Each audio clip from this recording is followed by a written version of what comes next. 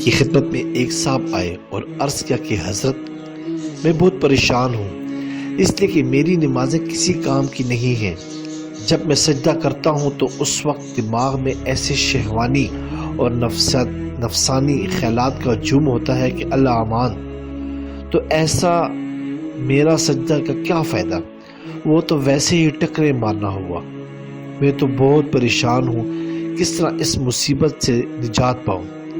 Doctor صاحب نے فرمایا یہ ناپاک اور گندا سجدہ اللہ کو نہیں کرنا چاہیے۔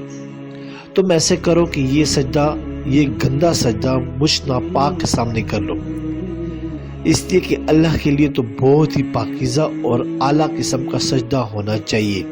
آدمی نے کہا توبہ توبہ، آپ کے سامنے کیسے سجدہ کر لوں؟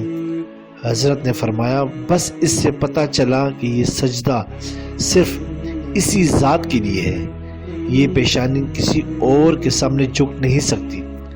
اس سجدے میں کیسے ہی گندے شہوانی اور نفسانی خیالات کیوں نہ آ رہے ہوں، یہ پیشانی جھکے گی تو صرف اسی ذات کے سامنے جھکے گی، اور اگر یہ فاسد خیالات غیر اختیاری طور پر آ رہے ہیں تو انشاءاللہ یہ تمہارا کچھ نہیں بگاڑیں گے، یہ اللہ کے ہاں معاف ہے۔